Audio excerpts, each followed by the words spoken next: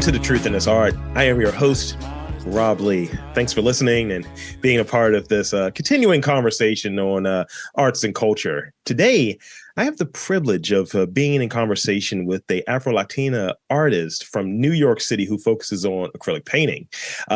This artist creates large works of contemporary pop art paintings that play on 90s pop culture and urban NYC culture, New York City for those who are undipped, along with paintings and mixed media combining pop culture references and spirituality. Please welcome Ashley Miah.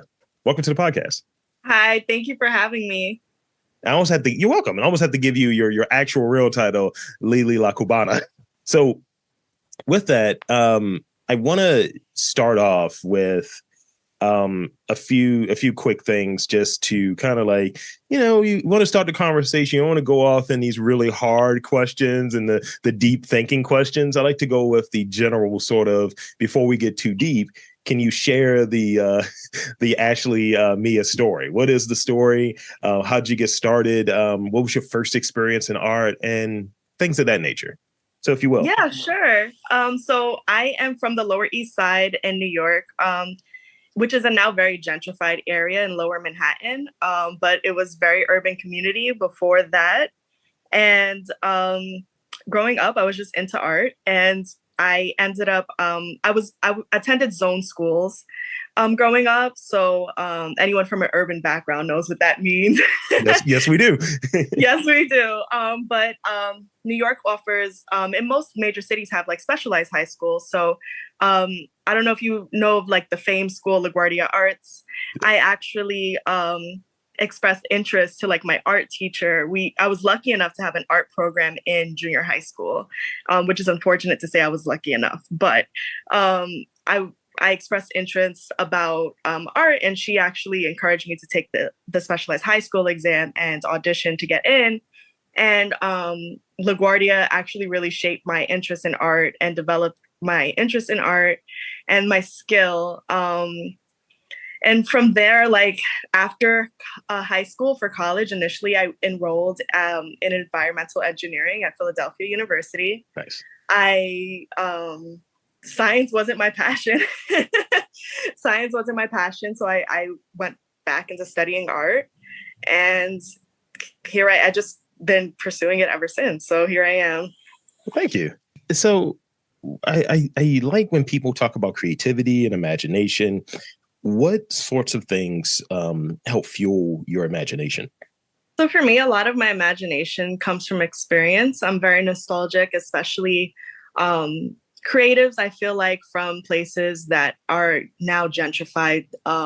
Nostalgia is really something special to our urban communities because we are seeking a familiarity. Sometimes things feel so far away to the life that I currently have built for myself compared to my upbringing and my surroundings and my culture. And so you see things that disappear and change over time. And so you hold on to certain memories. So a lot of my imagination is based on experience and culture.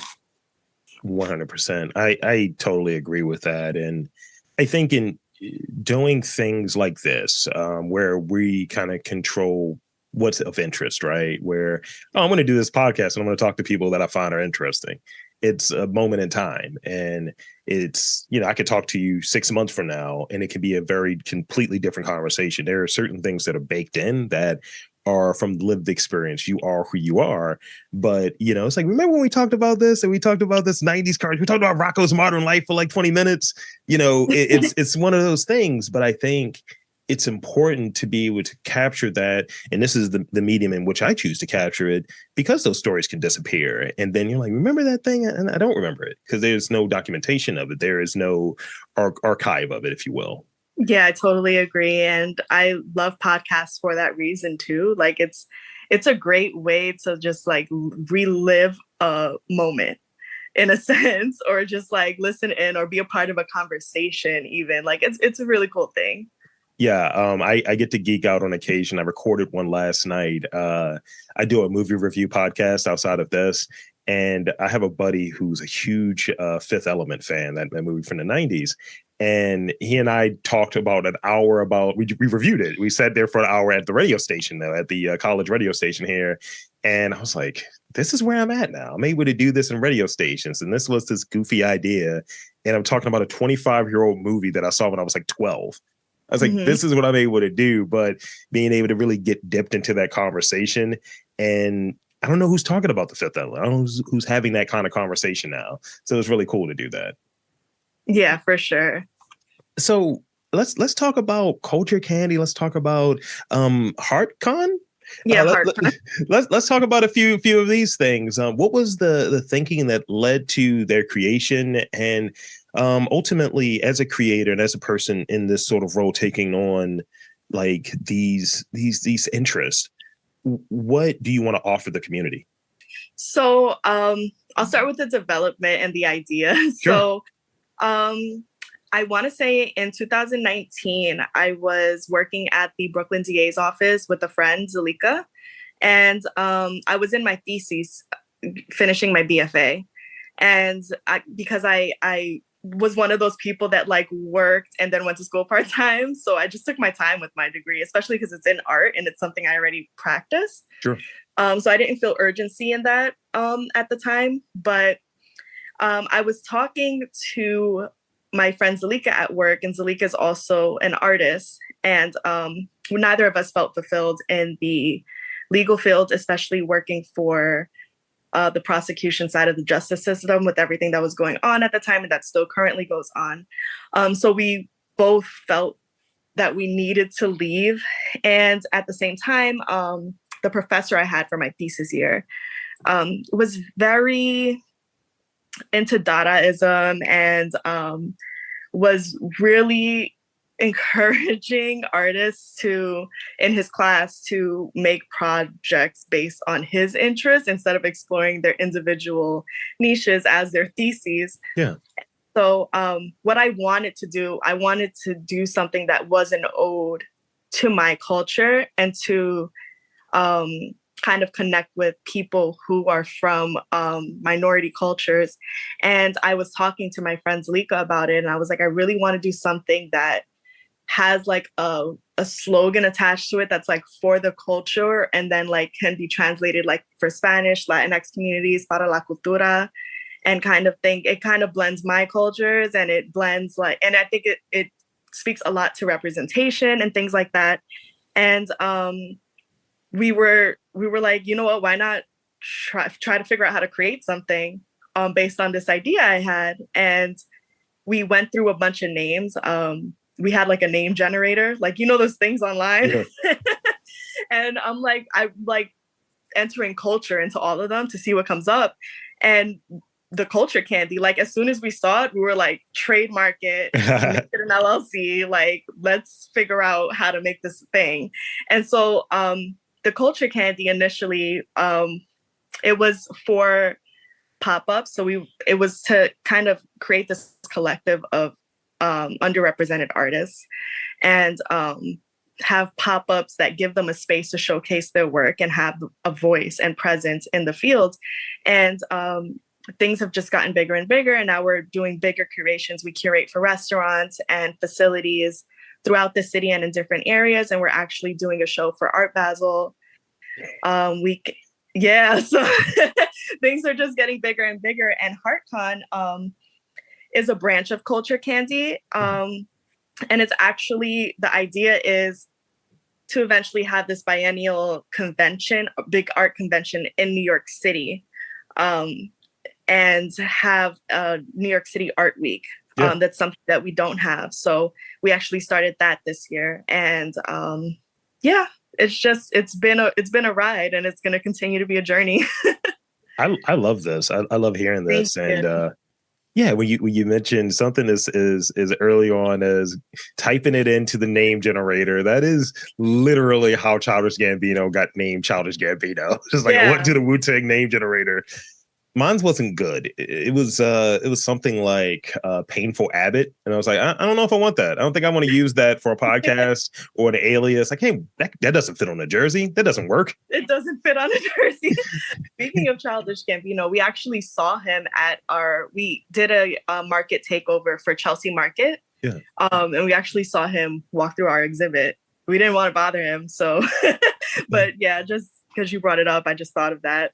That's one of my guys. Like, I was thinking the other day of, pie in the sky, and there are a few instances, and this may be one where this interview with you may be one where sometimes you shoot your shot and you get somebody that you're like, how the hell did that happen?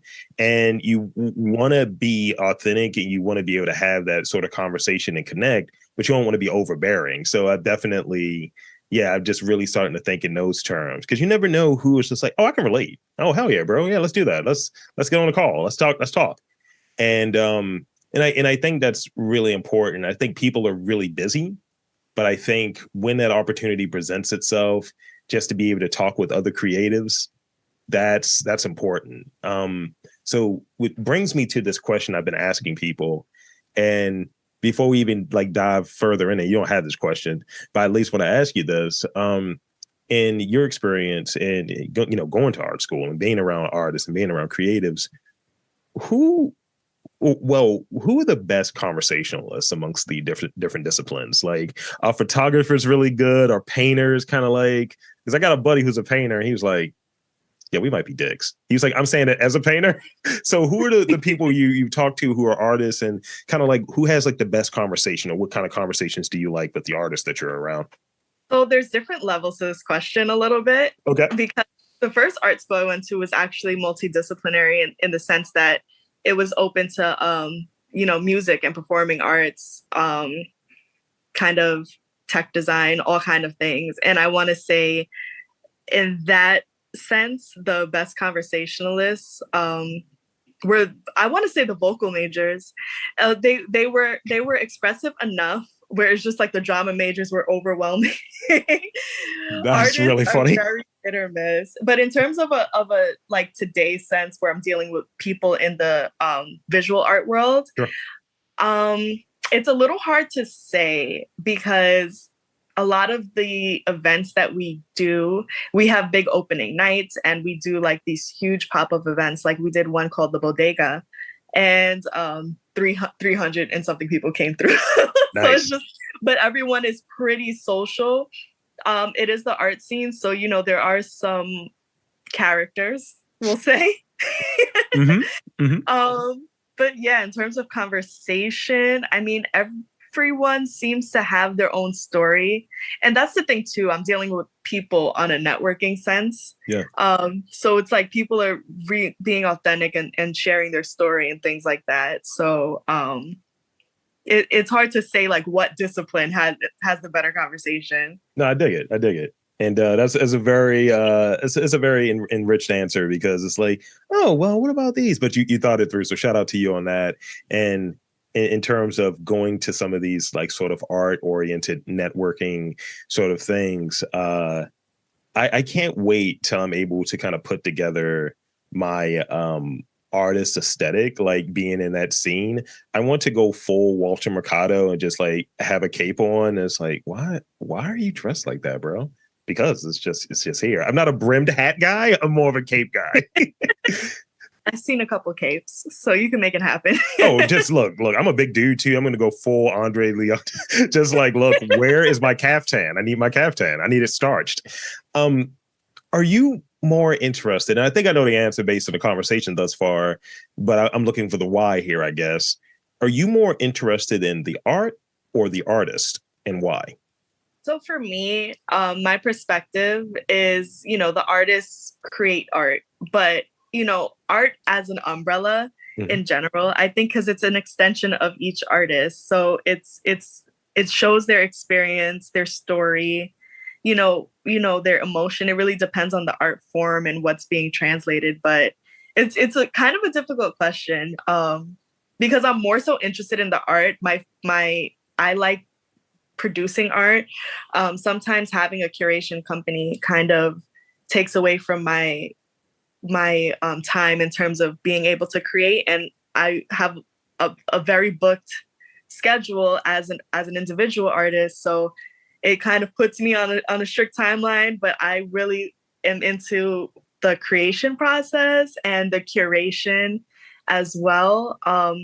dealing with artists in a business sense is difficult sometimes because you have a lot of different personalities and different levels of understandings of the politics in the art game. Sure. And being a company that is artist run and therefore my priority and my team's priority is always going to be representing the artists as best as we can with the resources we have, because it's personal to us because we're in their shoes as well, or we're in their shoes. Um, so yeah, it's hard to say. I don't know which one I care about more, but I really have like a passion and love for the whole umbrella of it. I appreciate that. And again, I think it's I'm one of these people that looks at the broadness. Like, I think being able to explain and have like, this is my take, and answers are never easy. You know what I mean? Like, oh, so what is this? There's no set answers, more than one way to get to it. And that's just that artistic brain working. I think a lot of times Yeah. people are creative problem solvers. And it's like, that's why I say I want to focus on the why. Um, so tell me about a time. This sounds so like an interview, but tell me about a time where like someone gave you a shot that's been very influential for you in what you do today. So I want to say the most recent event that really gave me a shot and helped position me. So I'm a planner. So I plan my art career.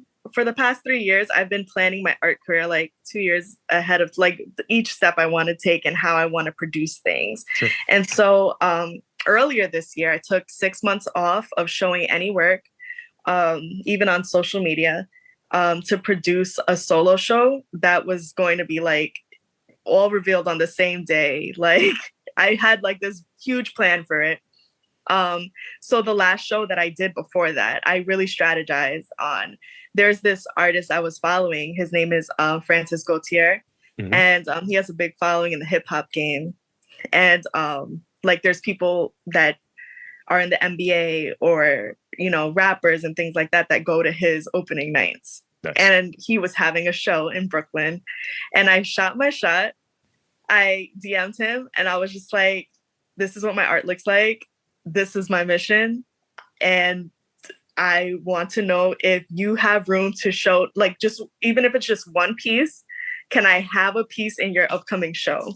And it was just a solo show of his, so I was being bold as is. And he was just like, you know what? I love your energy. I love everything that you're doing, and I want you to bring like 6 pieces. Like, I went through your page. I want you to bring like 6 pieces Nice. and have this whole wall, and we'll do like a combination show. And I was like, and like, no commission, nothing upfront, anything like that. And there was people in the industry there and things like that. And it did get me a lot of exposure. I gained like, I want to say the week of the show, I gained like 500 followers just for showing with him. Wow. Yeah. So that was a huge shot for me. And that helped, like, he helped cross promote my solo show that was 6 months after that. And ever since then, like, the ball's been rolling. I've been like booked on like big consignments and things like that. So that for me was a huge help. That's great. I love hearing stuff like that. Like, again, the theme, shooting your shot. Mm-hmm. So let's talk about like and I think there's some obvious ones, but let's talk about some of the benefits of an arts education and kind of maybe some of those lessons that you learned that when you're in the lab and you're out there like real life, you're like, I don't know if that's how that works. So the benefits of an arts education is definitely, I say this to artists. I know a lot of artists that went to art school and a lot of artists that did not go to art school. And they all have a lot of, the start of your career it comes from your inner confidence. And a lot of artists ask me a lot of questions, I'll just say. So I often find myself telling artists that are insecure or don't know if it was worth it going to art school, or, oh, I should have went to art school. And it's just like, honestly, art school is a lot of studying what master artists did Mhm. um, to be successful without giving an understanding of how to become a successful artist yourself. Mhm. And in that sense, you really don't need to go to art school. There are so many resources nowadays that you can kind of perfect your craft and learn on your own. Um, there's masterclass, there's like all these online resources that lend to whatever people use for whatever crap, YouTube for the Yeah. free. And a lot of it is just practice. Like your skill will develop in the area of interest that you're pursuing, the more you practice. Yeah. And art school is interesting because, you know, the first few years you're practicing in a bunch of different areas. Not one specific skill is developing except for maybe drawing and hand precision, because it's a lot of different areas. You're doing color theory, you're Yeah. doing, you know, until like maybe your last year and a half, you're in one area. For me, I went through the same process of literally classes in art school. LaGuardia's, honestly, their art education was A1 for better language, but their through college, like I just felt like I was repeating the same lessons. And I only pursued my degree to be the first college graduate in my immediate family. But I honestly don't think you need to pursue an arts education to be a successful artist. Thank you. That's what I've been hearing. So your work, as we touched on earlier, 90s pop culture references, NYC, all of that good stuff in there. And like, I dig it. I went through a few different things. I was like, all right, this makes me happy. I like this. Oh, thank you. Yeah, you're welcome. And I think a lot of times what we kind of put in our work, those references, they kind of reveal who we are, give the viewer maybe a peek into who we are and what we're about, or in my case, the listeners or what have you. I'll make references to some of the goofiest stuff, and it's like, yeah, I did that for that 2% of people that's going to get it. So how do you embrace those qualities? Like, has it always been that way, or is it something that you kind of grew into? But those qualities that make you like unique, that make you uniquely you, Lily, that kind of go into your work. So tell me about that. In a world of what's trending, right? It's really hard to be someone who's genuinely interested in being a pop artist and honing in on that niche when there's a lot of product pop art. And when I say that, I mean like people are making or trying to step into the lane of pop art in order to be trending, because it's such easily referenced work where you can easily gain a connected audience. For me, I like to phrase it as I create purposeful pop art. And so what I mean by that is I have like a message, or I have an experience or a story that I'm telling. Like all the work I created for Retrospect were things like, for example, I had a photo of Avenue D, Smith Housing, the chicken spot on the corner, and there was a cop there. And I did the Warner Brothers kind of intro circle. And if you see a cop, Warner Brother kind of thing, like there's reference, there's culture, there's substance. So having substance in my pop art is important to me. Like right now, this year I have a new signature. It's a diamond. Yeah. And so that diamond is reflective of like internal richness and you grow up not having much, and you grow up seeing the loved ones around you and the people around you in your neighborhood kind of, we're still rich in something. We may not have the socioeconomic riches that we're taught to chase, but we have internal values and we're rich in culture. Yeah. And that's something that I really like try to push through my pop art. So when I use like those kind of references and stuff, it's either referencing like a memory or an experience in which like all those different elements were like came together to create that kind of nostalgic feeling, or representative of like the culture, or like, for example, I just made a a piece like rich in vibes, and it's like the Pink Panther martini glass, um, a wave, like all of these different elements, money. But it's like, it's like that feeling where it's just like, maybe back in the day, I saved up, I got a dress, and me and my girl saved up and we went out for like brunch or dinner, and we just had rich bitch energy for the night Yeah, because we had the vibes that day. Like, it's those kind of memories that I want to translate through the art. I love that. Thank you.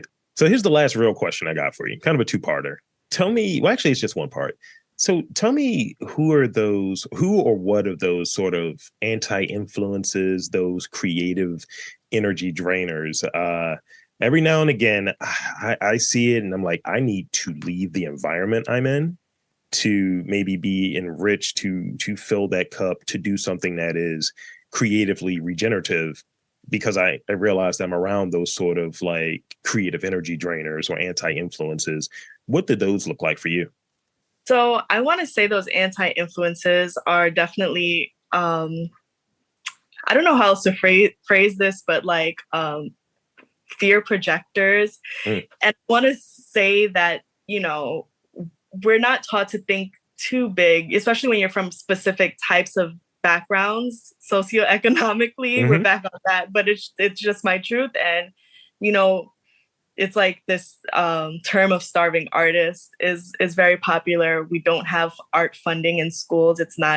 Um, it's not advertised as a part of the education system for us. So it's just like, well, you want to be an artist, like, so projection and learning how to not accept that Yeah. um, was definitely an anti-influence for me.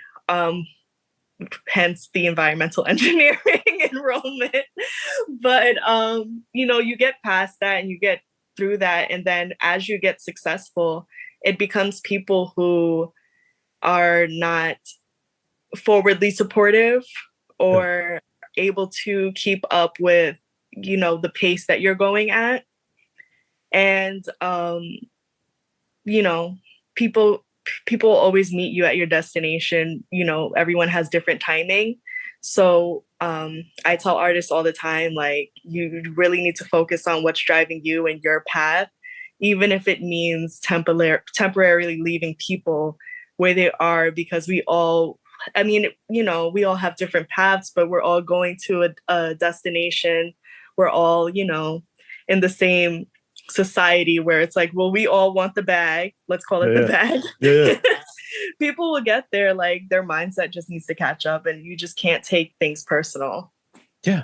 I find myself in that spot, and having shifts, and you have friends or people that are around that just aren't, and it it's almost like it's baked in at times, this sort of like lonely thing, because you're like, oh, I'm getting friends and so on, and things just feel kind of surface level. It's like, oh, I'm doing a show, I'm doing this event, I'm sponsoring this event, and people don't show up or what have you, and it's odd. It's an odd thing, and I find that ultimately what I'm doing or whatever I'm attempting to do, there are so many other things that I have in my mind when someone's like, hey, write me a pitch as to what you're going to do for this grant or this. And it's like, cool. Before I even get started, that's where I'm at now. So it's like, I have these ideas and they're better than what you're going to throw out. So, and because I have a sense of where I'm going to go and what feels interesting, and trying, even in doing an interview, some people will say, hey, just ask, if this person's this type of artist, just have these types of these questions. I'd rather have unique questions each time. Yeah. I'd rather do something that feels like, is this interesting to me? Is this driving from me? And if it's not, then it's like, why am I doing it? You know what I mean? And I think that that's an important distinction to make as to why you're doing it and where you're going. And to your point, not everybody wants to be in that same, not everyone wants to take the train there. Some people want to fly there. Some people don't even want to leave. Right. So with that, I want to go into these rapid fire questions. Please indulge me. These are ridiculous questions, but they're fun. They're fun questions. And brevity is key here. Don't overthink them. Don't overthink them. Don't overthink them. So here's the first one. Describe your style, however you want to frame it, in one word. Um, artsy, Okay. like my physical style. However you want to. Let's see. On a Friday night, you are Eating and drinking. I go to restaurants a lot. okay. You're doing very well so far. Okay. Now they're about to just get really weird now. Actually, this one's not really weird. What do you think about most in the shower? To be honest with you, I listen to music in the shower. That's like the time for me to clear my head. So I'm unthinking. Actually, I'm getting things out. Right. I'm unthinking. Okay. Now this is these last two are ridiculous. Tell me a song that is on your ratchet or toxic playlist. My ratchet playlist. Everyone has one. I think a lot of my library may be considered ratchet, to be honest. I'm a hip hop head, so it's really hard to say. But I'm known for being able to go the whole length of Dreams and Nightmares. So that's a good one. I'll go with that. That's a good one. That's a good one. That's on my gym playlist. It's just like, oh, I'm just gonna lift really heavy now. Right. Now I gotta go hard. Here's the last one. Candy, bodegas. Top 3 bodega candies. Ooh, top 3 bodega candies. Sour Power Straws. Oof. That's like the top. Number 1 seed right there. Right. Shoot, I want to say, it really be those Sour Power Straws, like in all 3 flavors. That's a real answer. That's my legit answer. I'm here for it. I mean, they're fire. They're fire. They never miss. They never miss. All hits. So with that, I want to thank you for coming onto this podcast, and I want to invite and encourage you to tell the fine folks where to check your workout, social media, website, and all of that good stuff. And again, thank you for being on this podcast. The floor is yours. Awesome. Thank you so much for having me. I actually had a really good time with our conversation. You can actually find me on Instagram under Lily La Cubana, LeeLeeLa Cubana. I don't want to spell that whole word out. Or LilyLaCubana.com. Well, there you have it, folks. I want to again thank Lily La Cubana, Ashley Miah for coming onto the podcast. And I'm Rob Lee saying that there is culture and art in and around your neck of the woods. You just got to look for it.